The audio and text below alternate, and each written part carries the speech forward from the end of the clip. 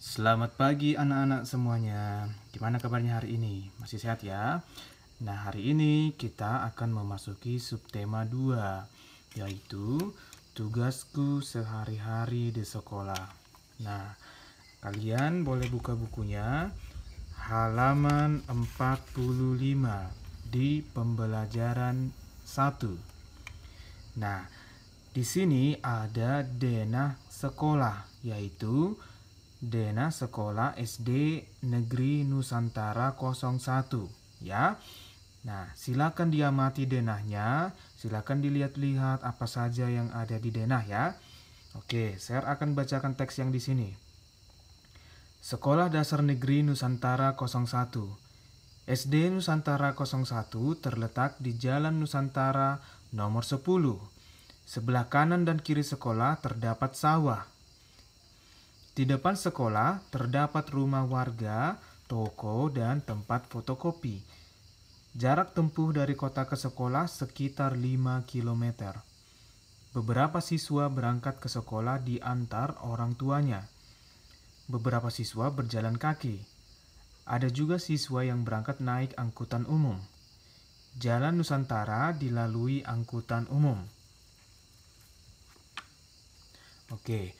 Nah, berdasarkan denah ataupun teks bacaan di sini, kita bisa mengetahui letak setiap rumah ataupun toko ataupun benda-benda yang lainnya ya.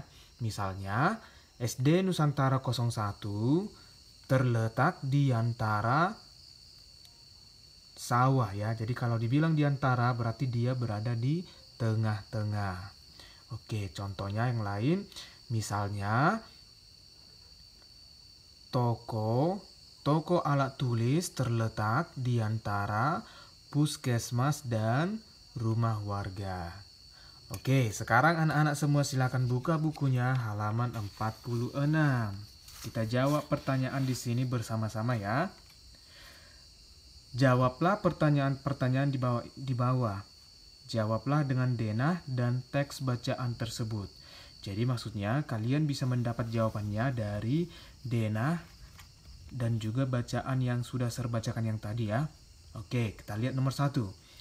SDN Nusantara 01 terletak di jalan apa tadi?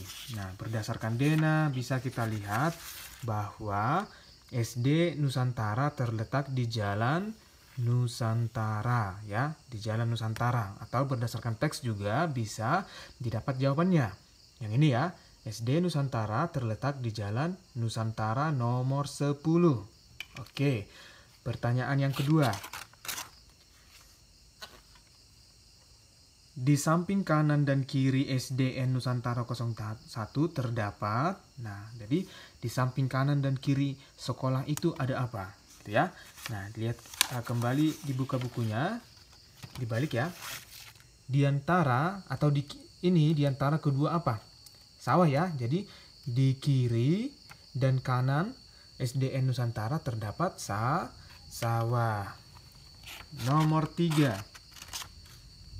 Di seberang SDN Nusantara 01 terdapat di seberang. Nah, jadi kalau dibilang di seberang berarti dia di seberang jalan ini ya. Di seberang sekolah terdapat rumah warga ya. Ada rumah warga. Nomor 4. Tempat yang terletak di antara rumah warga dan puskesmas adalah, nah apa itu yang terletak di antara rumah warga dan puskesmas? Di antara rumah warga dan puskesmas terdapat toko alat tulis. Oke. Nomor 5. Tempat yang terletak di antara rumah warga dan balai kelurahan adalah antara rumah warga dan balai kelurahan. Ini rumah warga, ini balai kelurahan. Jadi di antara kedua ini terdapat fotokopi. Oke. Nomor yang 6. Jarak antara SDN Nusantara 01 dengan kota adalah, nah jaraknya bisa dilihat di teks yang tadi ya, di sini. Jarak tempuh dari kota ke sekolah sekitar 5 kilometer. Jadi jawabannya 5 kilometer ya. Nomor 7. Siswa berangkat ke sekolah dengan, nah siswa berangkat dengan apa? Di sini ya, beberapa siswa berangkat ke sekolah diantar orang tuanya. Beberapa siswa berjalan kaki. Ada juga siswa yang berangkat naik angkutan umum. Jadi jawabannya adalah diantar orang tua, berjalan kaki, dan naik angkutan umum. Oke, nomor 8. Sebutkan tempat antara fotokopi dan puskesmas. Nah, fotokopi dan puskesmas tadi. Ini puskesmas, ini fotokopi. Ada apa di antara keduanya? Ada toko alat tulis dan rumah warga.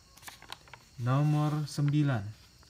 Sebutkan nama tempat antara balai kelurahan dan puskesmas. Balai kelurahan dan puskesmas. Ada apa saja? Yang pertama ada toko alat tulis, rumah warga, dan juga fotokopi.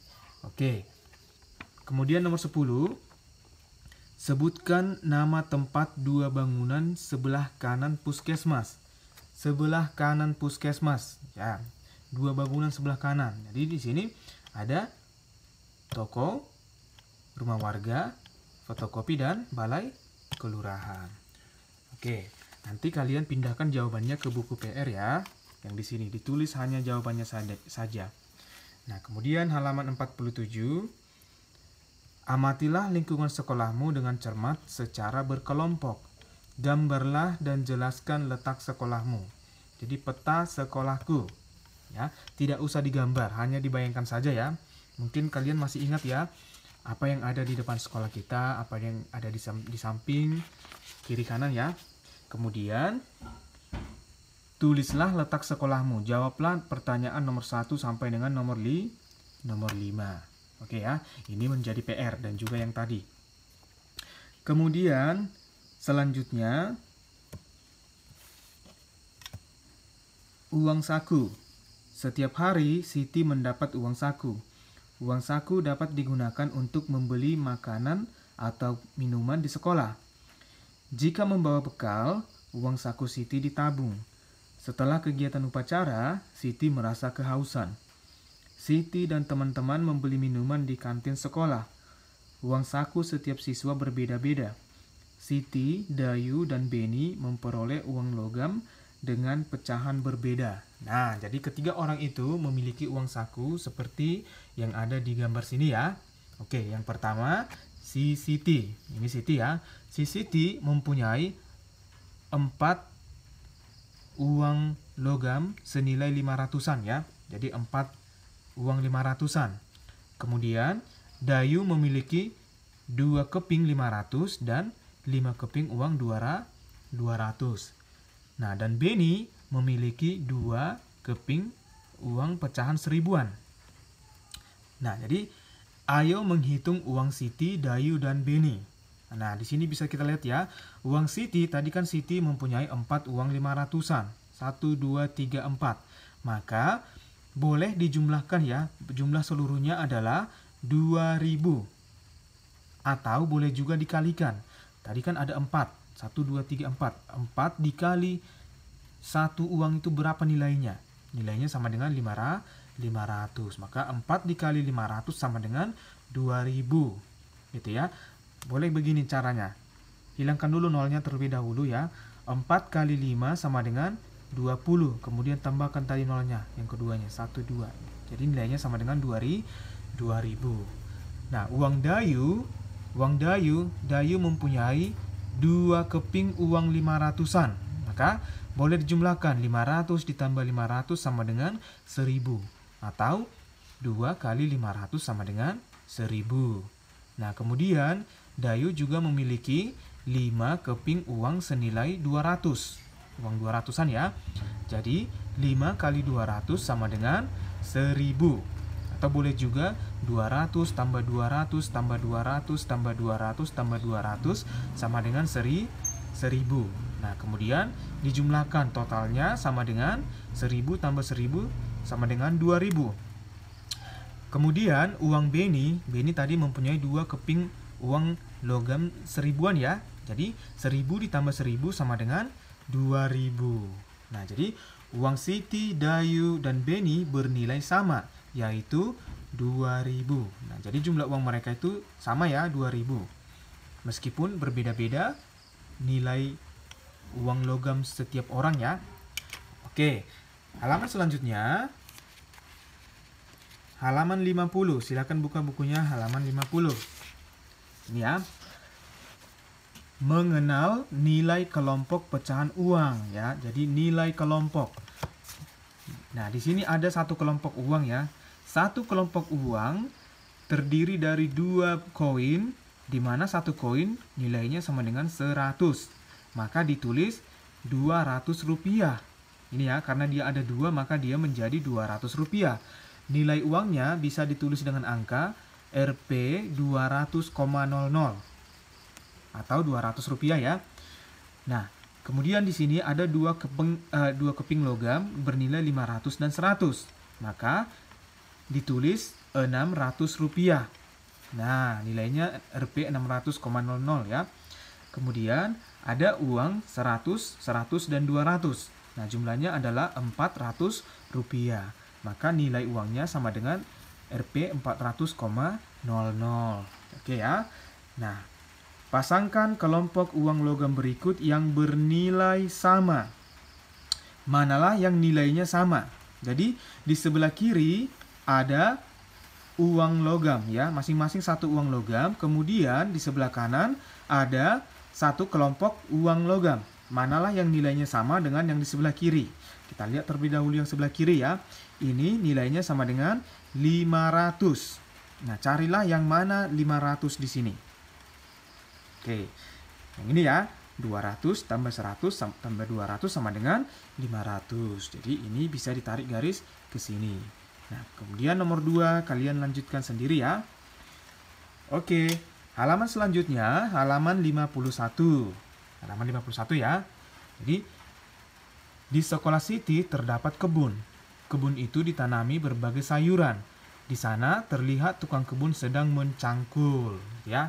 Nah, di sini kita mau belajar gerak dasar tari. Oke, gerak dasar tari ya.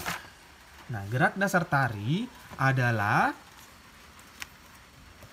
gerakan tubuh mulai dari kepala, tangan, dan kaki yang dijadikan dasar dalam pengembangan gerakan sebuah tarian.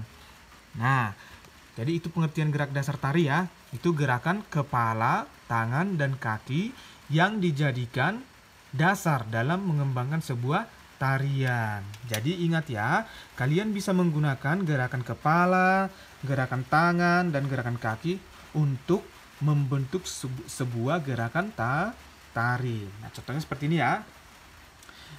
Nah, posisi sikap awal menari, kaki merapat, badan tegap. Posisi tangan lurus ke bawah, badan tegap. Gerak menekuk tangan ke samping. Nah, perhatikan, ini gerakan tangan terlebih dahulu ya. Kemudian gerak menekuk tangan ke atas. Ini ya. Posisi kaki berjingkat. Seperti ini ya, atau jinjit. Kemudian gerak mengangkat kaki. Nah, satu kaki diangkat. Ini ya. Halaman 52. Gerak menekuk tangan ke depan. Perhatikan ini menekuk ya. Menekuk tangan ke depan. Posisi tangan lurus ke bawah, badan tegap. Ya. Nah, jadi itulah contoh gerak dasar tari dengan menggunakan gerakan kepala, tangan, dan kaki. Nah, tugas kalian SBDP adalah lakukanlah gerakan kepala, tangan, dan kaki seperti gambar di atas ya. Jadi kalian praktekkan yang ini dan buat videonya, kirimkan ke share ya, dikirimkan lewat WA pribadi. Oke. Nah, sekian pembelajaran kita hari ini. Selamat mengerjakan tugasnya. Jangan lupa selalu berdoa dan juga jaga kesehatan dan kebersihan ya. Sampai jumpa di video pembelajaran yang kedua besok.